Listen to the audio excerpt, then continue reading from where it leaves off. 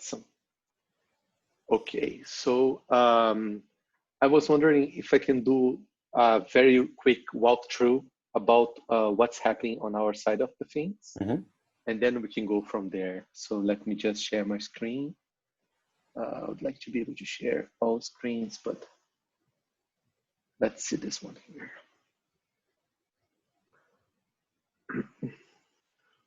So can you see my screen? Okay, let me just Zoom stuff. It's here. Let me just push it. Okay, so for us in Protect, we use the cluster management applications to install the applications. Are you familiar with the cluster management applications? No. That's fine. So there is this repository here, cluster application. It has a couple of applications that are going to be deployed using Helm charts. And for this, it's required integration with Kubernetes cluster. So what happened is that you create a config file. I have an example here. Let me just open this locally here.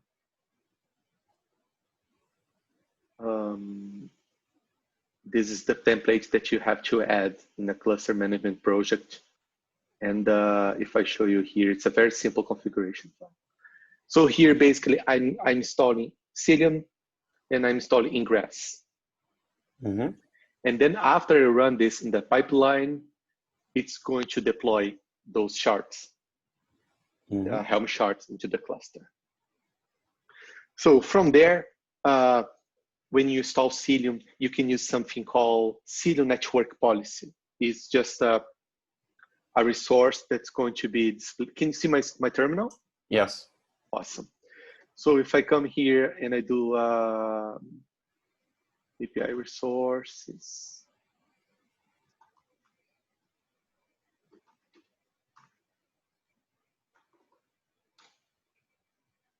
those are the resources that you get over there. But basically, we have a network policy that's going to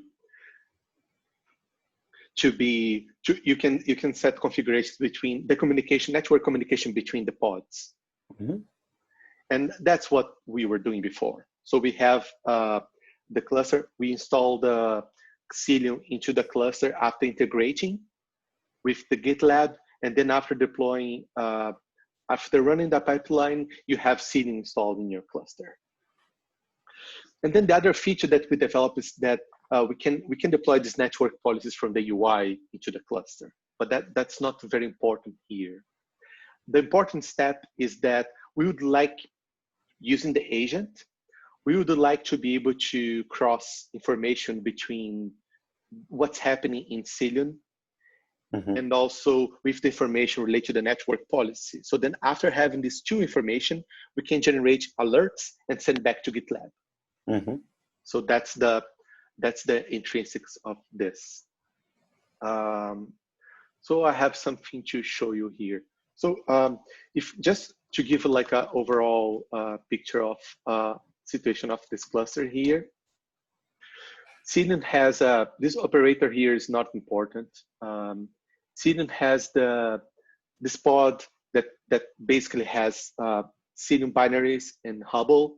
Hubble is going to be used to monitor Cilium. And this Hubble relay here is just a way that Cilium provides a centralized way of integrating all the Hubble services that are running in the cluster in case there is multiple nodes.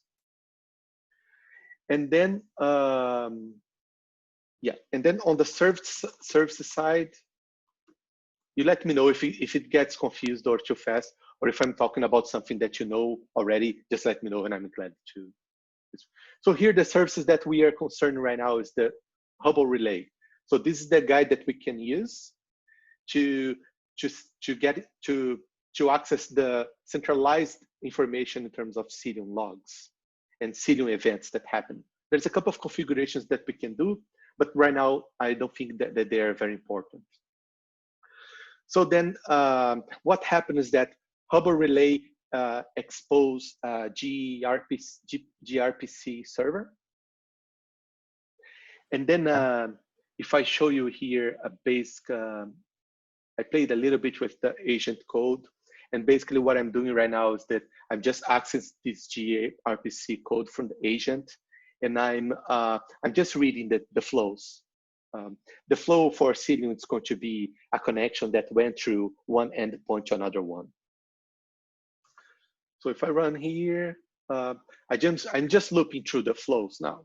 There's a couple of them. And of course, I didn't put the code in the best places just for me to explore how to use the agent. So then this is the first step. The other step is that I can show you the... Sorry, just to reiterate, I understand. So your modifications to the agent, the code that you added, it just calls the gRPC endpoint and gets the data from it and just prints it on the screen. Exactly. Yeah. Cool. In the future, the idea would be to match this information that I'm having right now with the network policy. It's going to be other endpoints that Cilium provide.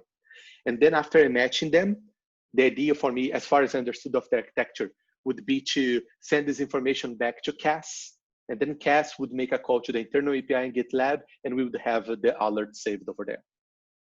Yep. So this is basically like the very, of course, it's not even in a proper place. I just add under refresh configuration, I just add this apply Cilium configuration here. And this is going to basically just go through it. And of course, this is hard coded here. When we are running inside the cluster, we can grab this information or use the Kubernetes syntax. I'm not sure how would be the best approach for doing this. For the policies, just things that take a little bit of time is that we need to play sometimes with the files from Cilium. And then we need to grab the endpoints that they provide already instead of relying in the default APIs that are provided by Kubernetes. So that's a little bit of trade-off that takes time sometimes to read their source code and get together on this. And with that said, I have no experience with Golang. So then whenever you see IMR by myself, just feel free to go and just hammer it.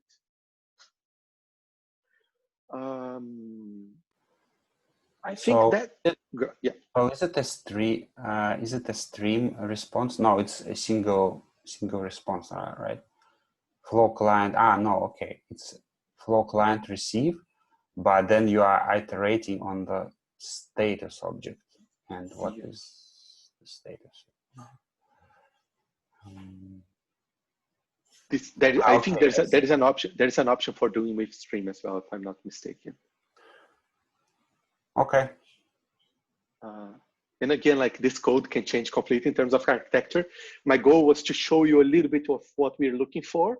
So then we can, because I saw that you commented on the plugin architecture that you were developing for the AgentK, and then I thought that if I gave you like a walkthrough like this, it's easier to get the use case from our side of the things. Yep. Thanks. Yeah, I think I understand it. Yep. Awesome. I think it would fit perfectly into this idea of modules that I'm trying to develop. Yep, should work fine. There is one thing here. This one here, we don't care much. I show you that after we run the pipeline for cluster management thing, we have a couple of documentations here for how to customize the cluster management application here. But what happens is that this project is going, I think it's going to be deprecated in the future. So, but that's a problem for another day. Right now, I'm glad that we are going through this. So should I stop sharing my screen? Well, I guess so. Okay. Okay, awesome. So yeah, so now I would like to know from you, no pressure, of course, is that did it give you a good idea on how to fit that in the plugin idea that you were having before? Yes, I think it fits really nicely. And the only missing piece that you will need is the method to actually make the request to CAS. So but everything else is in place, like the structure of the API is in place. You can start, you know, putting the things in the right places, I guess. Well, actually, I'm gonna send one more MR to reshuffle things a little bit, but it's just a little bit. But the overall structure is already there. And you think that my understanding of how to put this piece together are more or less there? Like the fact that AgentK is going to be responsible for this, and then it's going to make a call to Cass, and Cass is going to communicate with the internal API? Yes. Okay. Okay. That's awesome. So I'm going to stop the recording now, so then we can talk about random stuff.